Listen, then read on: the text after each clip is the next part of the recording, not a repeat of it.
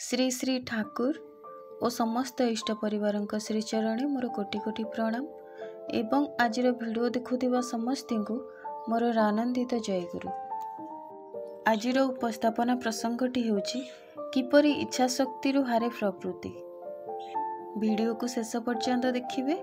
जदि वीडियो आपन को भल लगुए तेबे चैनल को सब्सक्राइब करने भूलिबेनी। आम मानकर प्रकृति होछि आमे कौनसी ना कौनसी प्रवृत्ति रे आसक्त हेबा। काहेकि ना आमे मनुष्य, तेणु वृत्ति प्रवृत्ति आम सहित जड़ित ही रहिबो। सेथिरु केबे आमे भल प्रवृत्ति आउ केबे खराब प्रवृत्ति रे आसक्त होई जांती। भल प्रवृत्ति कहिले जेउथिरे काहारी को कष्ट दिया जाएनी, काहारी को मन को दुख करा जाएनी।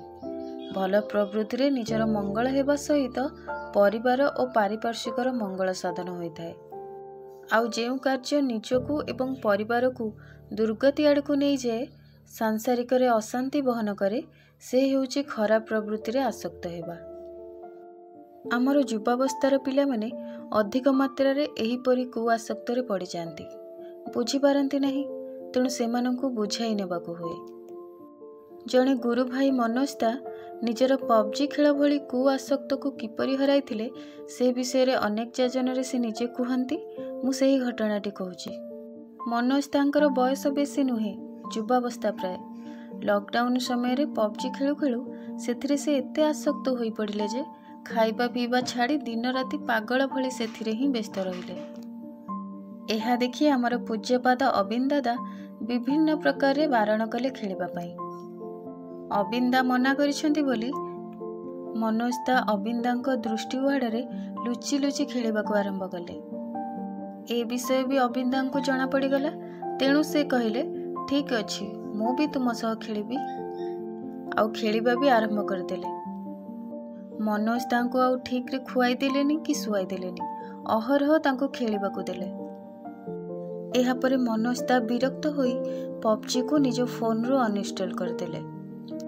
अबिंदा एक कथा जानिबा परे कहले एथिरे किछि बड़ समस्या नहीं, पुणी थरे इंस्टॉल कर खेलिबा। एही परी पुणी किछि दिन खेल चलिला। किंतु सेतेबेलकु मनोजता खेलटी को नहीं खूब विरक्त होई गलेनी। सेथिपई से वर्तमान चाहुचंती किपरि ए खेलरू मुक्ति मिलिबो। अबिंदा तो खेलरू फुर्सत ही देउ नाहंती। खेलटी जेपरी दैनंदिन एक कार्य परी होई गलानी।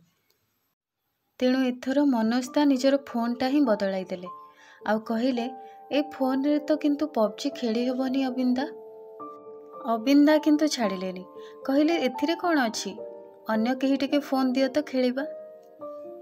एमिति भावरे गोटे वर्ष मध्यरे मनोज तांकर जे एते बड़ खराब अभ्यास, एते बड़ गोटे दुर्बलताटी थिला, ताको पूज्यपाद अबिंदा और मनोज तांकर प्रवृत्ति को हराइबार इच्छा शक्ति दूरेई दे पारिला। आउ से निजे अबिंदांक निकटरे हाथ जोड़ी कहले मु आउ जीवन रे केबे खेल खेलिबी नहीं और निजको एही भली प्रवृत्ति रे आसक्त कराइबी नहीं। एही भली आउ गोटे घटना घटिथिला। श्री श्री ठाकुरंकर जड़े भक्त थिले जे कि प्रचुर मद्यपान करुथिले। ठीक भाव समस्त कार्य संपादन करुथिले, किंतु मद्यपान छाड़ी पारु नथिले। तेणु ठाकुर तांको दिने पचारिले तुमे मद्यपान काहेकि करुछ? सेही भाई उत्तर रे कहउचंती मते मद्यपान करबाकू भल लागे।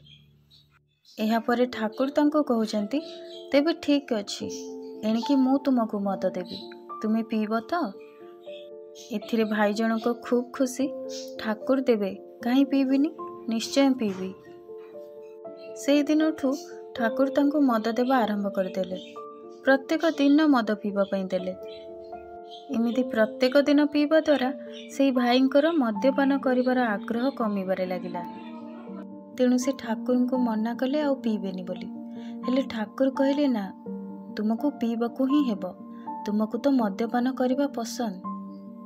तेणु आउ गोटे 2 दिन पीबा परे से भाईंकर मद उपरे एते विरक्ति भाव आसीछि जे से ठाकुर को निकट रे हाथ जोड़ी कहिसंती ठाकुर मते मद को देखि घृणा आसुछि, मु आउ जीवन रे केबे मद्यपान करबाकू चाहे नाही।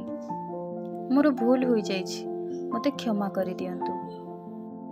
ए हेउछि मिराकेल बा जादू।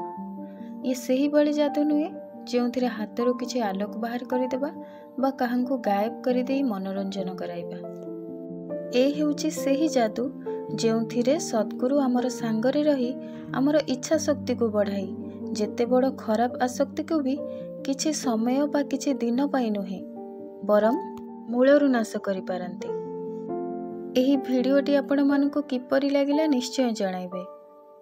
ରହୁଛି, ଦେଖା ହେବ ପୁଣି ଏକ ନୂଆ ଭିଡ଼ିଓ ସହିତ। ସେ ପର୍ଯ୍ୟନ୍ତ ଆପଣ ସମସ୍ତଙ୍କୁ ଜୟ ଗୁରୁ।